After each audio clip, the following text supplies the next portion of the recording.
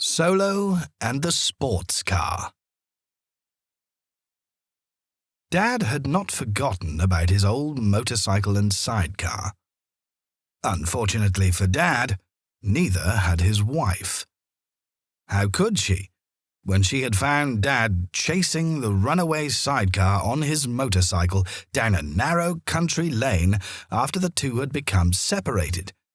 To make matters worse, the sidecar wasn't empty. Solo was in it. This meant the chances were low for Dad to replace his beloved motorcycle with another one any time soon. Mum would certainly make it clear that she objected. Solo wondered about Dad replacing the motorcycle and sidecar.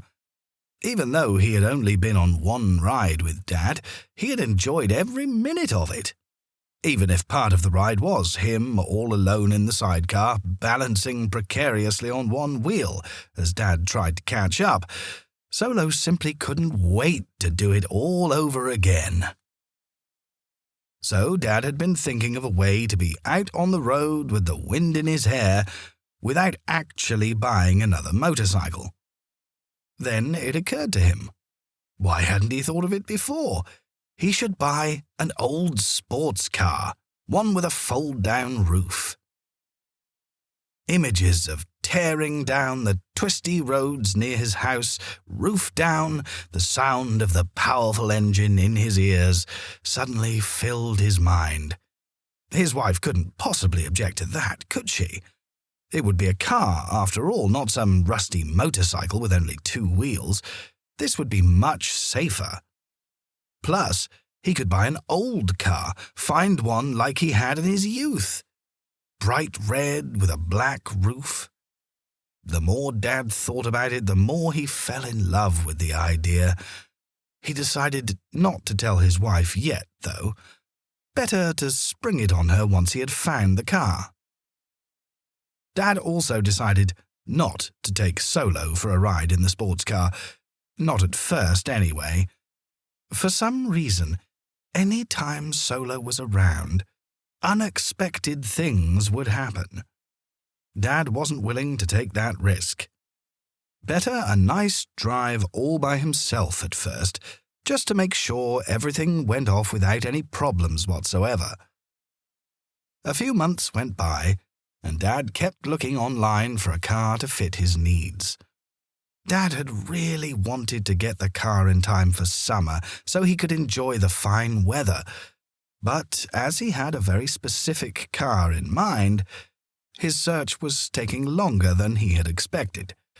It had to have the right colors and also couldn't be too expensive. He didn't mind if it wasn't mechanically perfect. Just a nice weekend runabout, he explained to his golfing buddies. The months continued to roll by, and summer came and went. The weather would be colder and wetter, but Dad was not put off.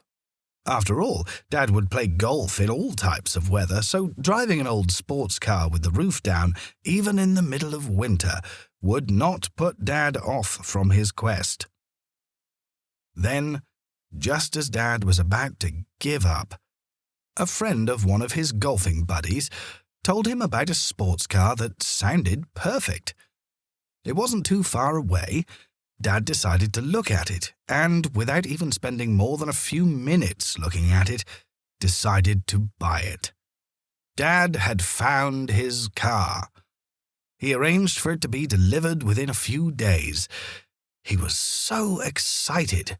And just like when he had bought the motorcycle, Dad had his entire family in the driveway as the car was unloaded.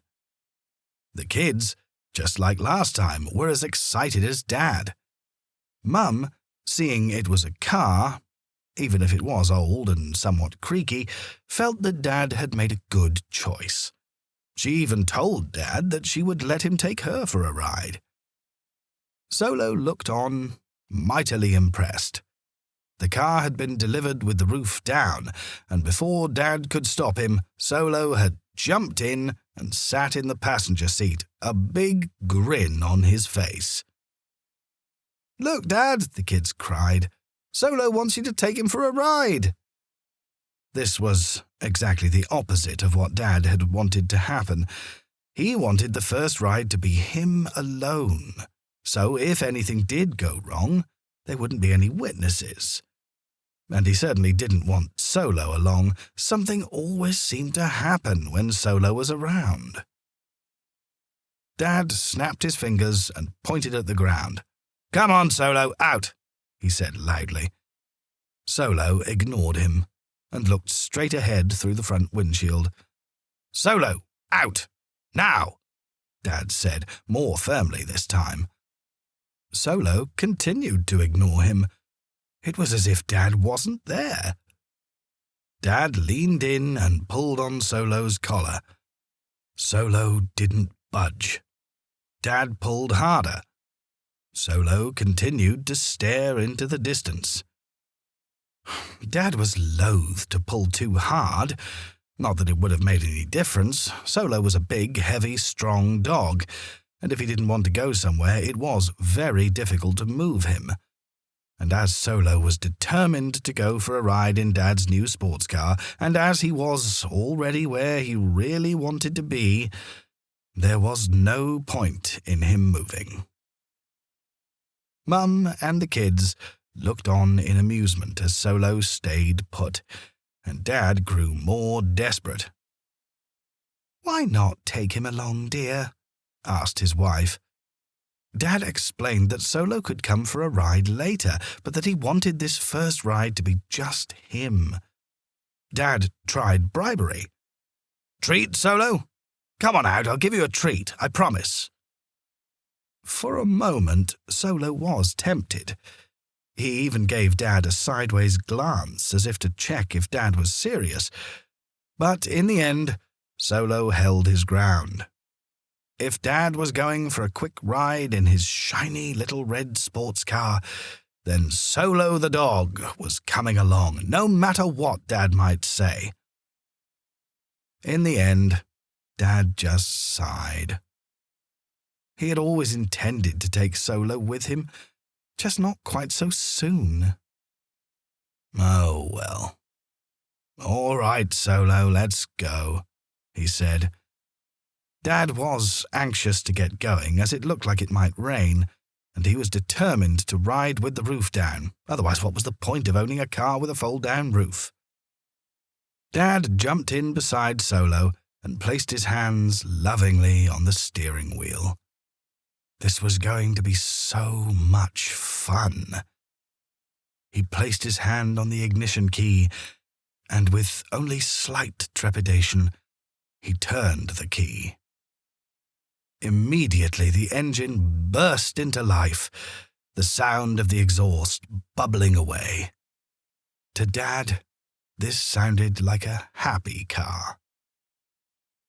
Dad was about to put the car in gear, but suddenly the daughter said, "Mum, we need Solo's goggles and scarf, like he did on the motorcycle." "Of course," said Mum. "Hold on, I'll be right back."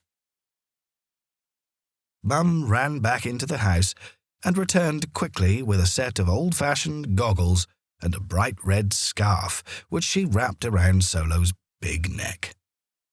With the goggles and scarf in place, Solo looked the part, just as he had when Dad took him for a ride in the motorcycle sidecar. Dad looked at Solo. He just knew that Solo would get more attention than his shiny red sports car.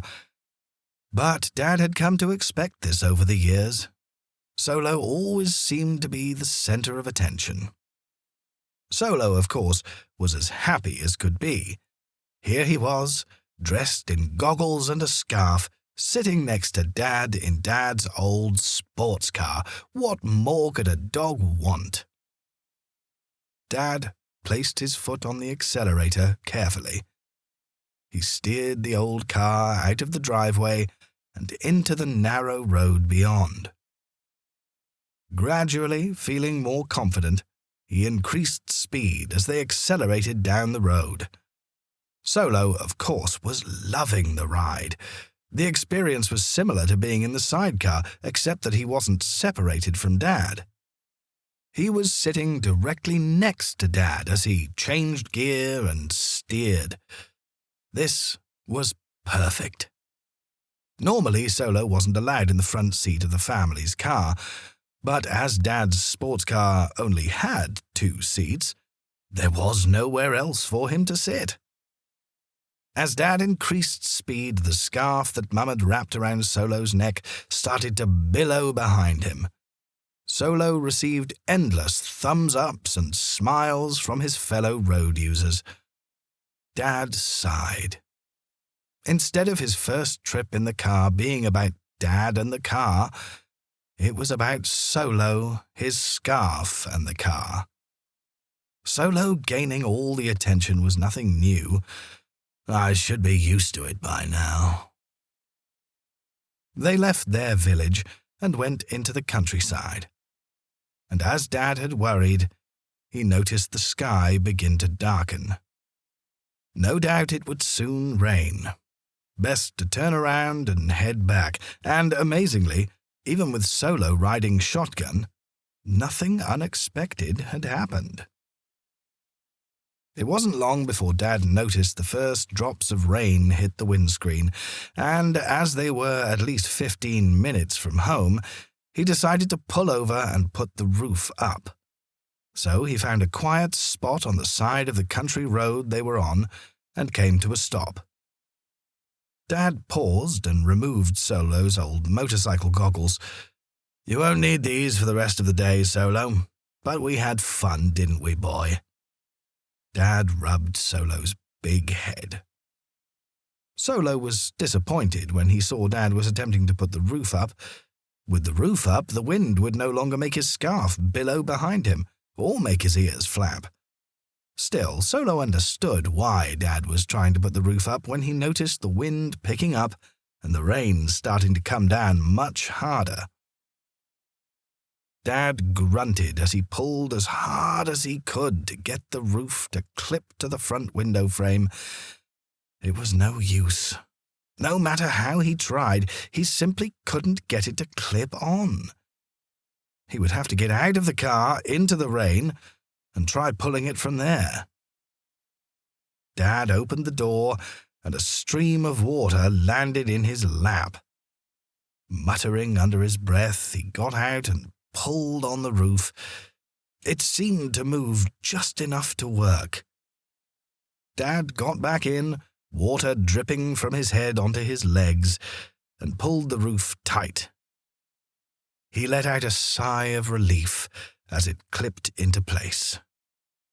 "Phew, Solo, we did it, huh, boy?" But as the rain came down harder, Dad noticed water seemed to be coming from under the dash and onto his feet. "What on earth?" he said. Solo looked down. Sure enough, a steady stream of water was coming out from under the dash and soaking the carpet. This didn't bother Solo. He was sitting upright in the passenger seat, well out of reach of the water. Dad decided the best thing to do was to get home as soon as possible. There was no point in waiting, as the rain didn't seem to be stopping. Dad put his foot on the accelerator and drove off. But Dad had forgotten to turn on the windshield wipers. Dad, realizing his mistake, turned the switch that would turn on the wipers, but nothing happened. He moved the switch to off, then back to on again. Once more, nothing happened. The wipers stubbornly remained stuck in one position. Meanwhile, it was getting hard to see as the rain was coming down harder, and as the rain came down harder, more water was entering the car and onto Dad's feet and the carpet. Dad did the best he could. He decided to drive slowly and take his time getting home. Solo, meanwhile, was loving the adventure, and, truth be told, so was Dad. Right up until the moment 2 things happened. Just as the rain was coming down as hard as it ever had, the roof came unclipped and flew backwards, the force of the wind ripping it off the back of the car and into the road. Dad was about to step on the brakes so he could retrieve the roof, but he was so distracted that he steered the car into a giant puddle. Water shot up and all over Dad and Solo. The car then made a funny noise as water entered the engine compartment, spluttered, and then stopped. So there were Dad and Solo, stuck in the pouring rain in an old sports car that, no matter how much Dad tried, simply refused to start. They were a very wet and sorry sight indeed. Except Dad and Solo didn't feel that way. Dad loved playing golf in this type of weather, and Solo was a Labrador, which meant he loved rain and getting wet. Besides, so long as he was with Dad, Solo was happy. Dad walked back and picked up his crumpled, fold-down roof from the road. Placing it behind the car's seats, Dad tried once more to get the engine to start. Perhaps it had dried out by now, he thought. Sometimes Dad was more optimistic than Solo.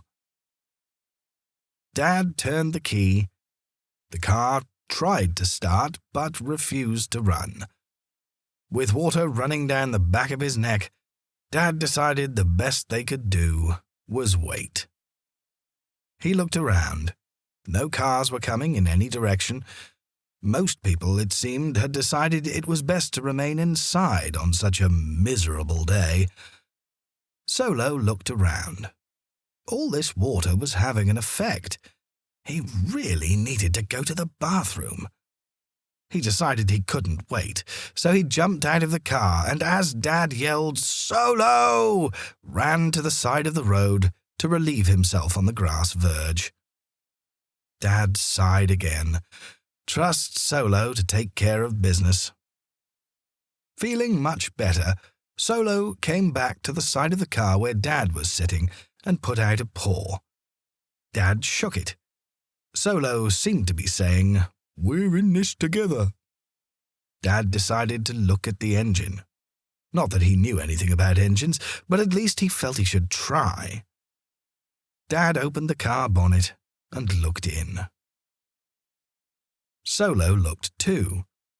Solo was mightily impressed. All this shiny and oily metal, wires that seemed to go everywhere. To Solo, it all looked very important indeed. Not that he understood any of it, but if Dad was looking at something, then Solo wanted to see it as well. Solo leaned in to look closer as Dad played around with the engine, at least pretending to know what he was doing. Solo's keen sense of smell picked up the oily scent of the old engine. His nose also picked up something else. The smell of something burning. He looked closer. Sure enough, a small plume of smoke was coming from somewhere deep in the engine bay. Dad hadn't noticed it, what with all the rain coming down, running down his neck, down his back, and even into his shoes. Solo barked. As has been explained before, Solo had various barks: a hunger bark, an alert bark, such as for unknown persons. His bark for "pay attention" was louder and shriller. It was also extremely annoying. Often, someone within a few feet of Solo's "pay attention" bark would be so taken by surprise as to jump a few feet in the air. This was exactly the reaction Dad had, even though he had heard the bark many times before. Unfortunately for Dad, it just so happened that his head was deep inside the engine bay when Solo let out his loud bark. Dad jumped and banged his head with such force on the inside of the car bonnet that he pulled it from the piece of long metal that was holding it up. Not only did Dad bang his head hard, but it came crashing down on Dad, pinning the upper half of his body underneath. Solo tilted his head in curiosity. Here he was trying to warn Dad about the burning smell, and what was Dad doing? Playing around inside the engine. And as much as Solo didn't mind getting wet, He was starting to get hungry. So whatever Dad was playing at, it wasn't helping them get home to a nice warm house and supper. Dad pried himself out from under the car bonnet and propped it back open. "Solo, don't do that," he said as he rubbed his head. He looked at his watch. It was starting to get late. He felt he had no choice but to get out his phone and call his wife to come pick them up. He knew he would be quite a sight when Mum came to get him, soaking wet, a car with more water on the inside than any car should have. But like Solo, Dad was starting to get cold and hungry. Dad knew when to admit defeat. He pulled out his phone, but his wet hands couldn't hold it correctly, and Solo let out another "pay attention" bark, only louder this time. Dad jumped, dropped his phone, which bounced under the car. "Solo, please stop!" He had to get down on the wet and dirty road to retrieve his phone. Dad was on his knees when Solo let out the bark one more time. Dad was about to tell Solo off once and for all, when it dawned on him that Solo's bark was the "pay attention" type. Dad forgot his phone for a moment. "What is it, Solo?" Dad thought there had better be a good reason for all this barking. Solo barked again and moved his head closer to the engine. Dad looked and for the first time noticed the small wisp of smoke coming out. Quickly he saw that a wire had come loose and was shorting out on part of the engine. Dad moved the wire away from the metal. The smoke immediately stopped. Dad stood back. Could it be this was the problem? He got in the car, turned the key, and the engine burst to life. He got out, slammed the bonnet shut, and said, "Quick, Solo, jump in!" Solo jumped back into the passenger seat, and off they went. By the time they got home, Solo and Dad were even more wet than when the roof had blown off, if that was possible. Mum and the kids said Dad looked like they had gone swimming with his clothes on. But after Solo had eaten a hearty supper and was warming up by the wood-burning stove in the kitchen, he listened to Dad telling Mum about their trip in the car. Mum and Dad sat at the large kitchen table talking about Dad's first trip in his sports car, and Solo listened from his spot close to the warm stove. As he drifted off to sleep, Solo decided he knew one thing, and that was, of all the places Solo could be at that moment, he knew there was no place he'd rather be than with Dad.